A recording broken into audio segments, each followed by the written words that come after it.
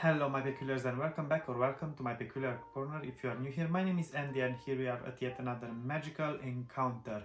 I hope you are doing well and you are enjoying the summertime, you are going on holidays and having a lot of fun. But of course it's Friday evening, so what better thing to do than just wrap yourself in a cozy blanket and watch my magical video.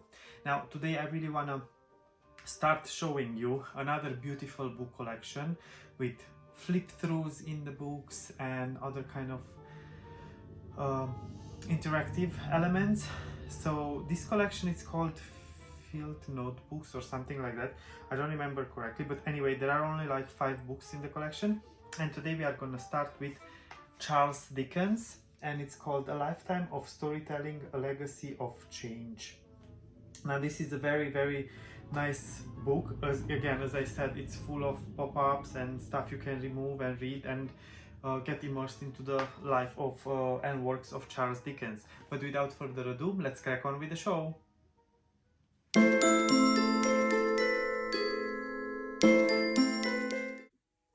Here I am, back from the Peculiar Library with the beautiful copy of Charles Dickens, A Lifetime of Storytelling, A Legacy of Change.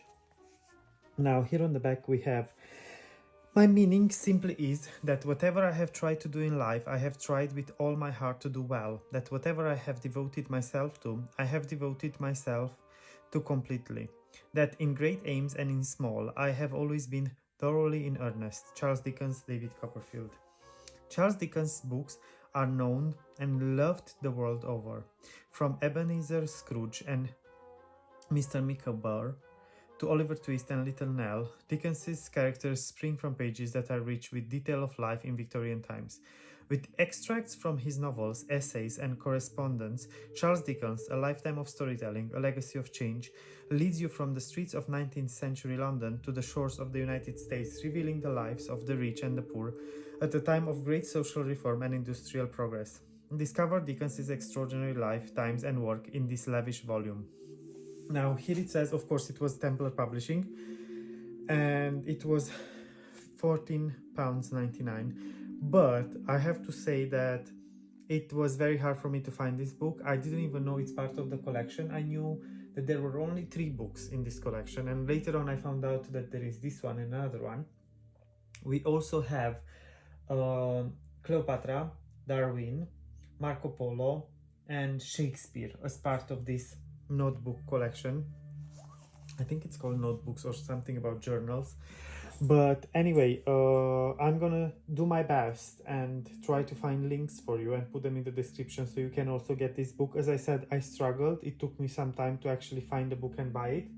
And I think I bought the last copy and it was secondhand, but luckily it's in a very good condition. As you can see, it's just a bit here we have some scratch, but nonetheless everything is present in the book. Here we have the Templars Publishing sign. And what I love about this book, not all of them, but I think except one, all of them have this magnet system. And then you just open the book and here we go. And from the first page we already have some interactive elements, and here we have a letter from, here it says, Dickens's letter to Maria Winter, formerly Maria Bidnell, his first love, Tuesday 3rd of April 1855. Now if you want, you can of course pause.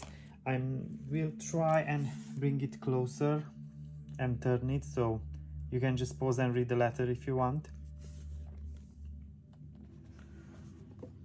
Again, I really love these books, and you know, Templars Publishing did an amazing job publishing all of these books, like the Ology series. I somehow feel that, you know, these notebooks and or books about the real history are also part of the Ology series because they are just so, you know, in the same style done. Here we have an illustration. And here we have the childhood of Charles Dickens. Here we have Victorian children's toys. We have a soft toy monkey and a wooden pull-along moon.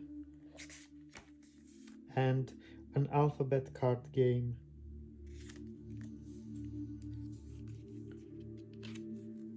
Here we have something about David Copperfield and Blacking Warehouse, and of course we have a map of London, the London of Dickens' childhood. And here we have some map keys, and because we have numbers, and then we have London, Camden Town, and then we have Gower Street, North Bloomsbury, 112 Little College Street, now College Place, Land Street, Southwark, Johnson Street, Somerstown, and so on. Then we have his family life. Here we have the family tree. And here we have a beautiful illustration of Great Expectations and about his writing career. Here we have Dickens delivers his first short story. And here we have beautiful portraits of some of the family members.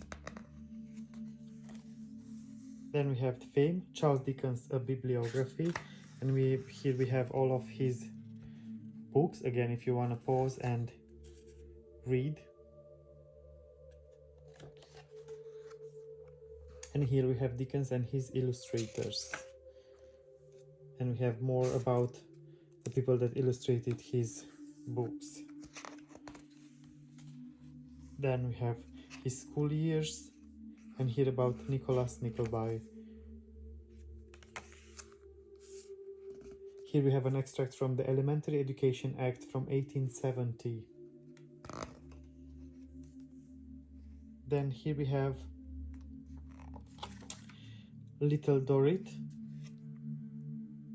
Then here we have about prisons, the condemned cell, the last days of the inmates of condemned cells fascinated Dickens, who went on to write of Fagin in Oliver Twist's suffering agonies in these conditions, and Charles Darnay imprisoned in the Bastille in Paris in A Tale of Two Cities,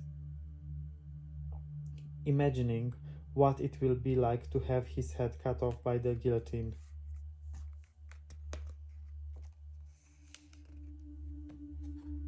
Then here we have workhouses, and again here we have Oliver Twist, and we have about the novel itself, and this extract from the manuscript of Oliver Twist shows Dickens's handwriting style as well as a glimpse of his creative writing process.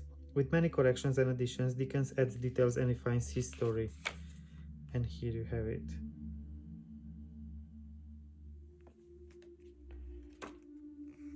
Now, as I said before, this book is super interactive. Here we have workouts in St. James's Parish and some excerpts from newspapers and so on. And here we have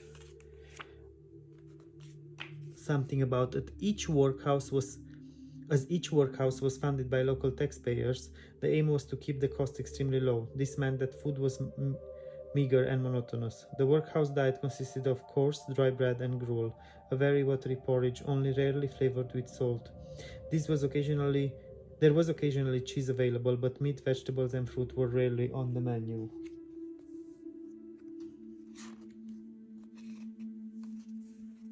Then we have orphans, and here we have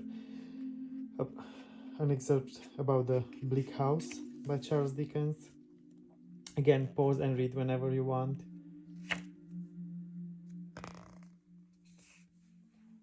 Here we have about London, and Father Thames introducing his offspring to the fair city of London. About the river Thames, Dirty Father Thames. Here we have Shillibeer's Omnibus. Then we have about the industry and a bit about Dombey and Son, the Great Exhibition. This we have advancements of the Victorian age. And, you know, for example, when was the first photograph taken? Then we have first underground opens in London, the flushing toilet was invented, telephone invented by Alexander Graham Bell, and so on. Very nice. Then again, you can pause and see all the inventions. Here we have Thames Tunnel and a beautiful map of London.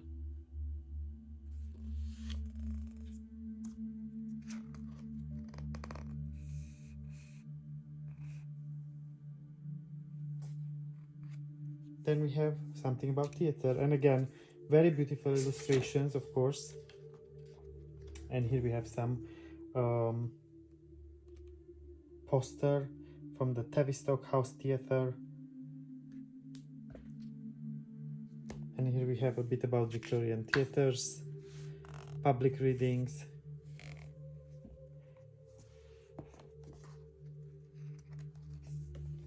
And of course, here we have Christmas. As we know, Christmas Carol is one of my most favorite stories. And here we even have a stocking, and we can, you know, take out, and here it says, I have been looking on this evening at a merry company of children assembled around that pretty German toy, a Christmas tree. It was brilliantly lighted by a multitude of little tapers, and everywhere sparkled and glittered with bright objects. There were rosy-cheeked dolls hiding behind the green leaves. There were jolly, broad-faced little men, much more agreeable in appearance than many real men. And no wonder, for their heads took off and showed them to be full of sugar plums. A Christmas Tree by Charles Dickens. Again, full of interactive elements. Here, of course, we have about A Christmas Carol. You can pause and read. And here we have the Ghost of Christmas Present illustration with Ebenezer Scrooge. I can't wait. Now this makes me, you know, really look forward. My favorite seasons. Here we have about the social life of Dickens, and not only. Here we have A Tale of Two Cities. And here we have the illustrated London News.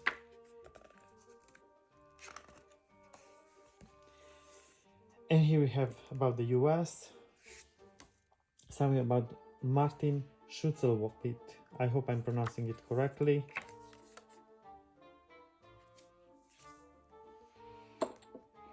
Then here we have about the transatlantic voyage, crossing the ocean, and Dickens' second visit. Then Dickens' legacy. Here we have Mr. Edward Bulwer Lytton Dickens. And of course we have a letter to his youngest son, Mr. Edward Bulwer Lytton Dickens, nicknamed Plorn, on his departure for Australia in 1868. And here we have about the mystery of Edwin Drood.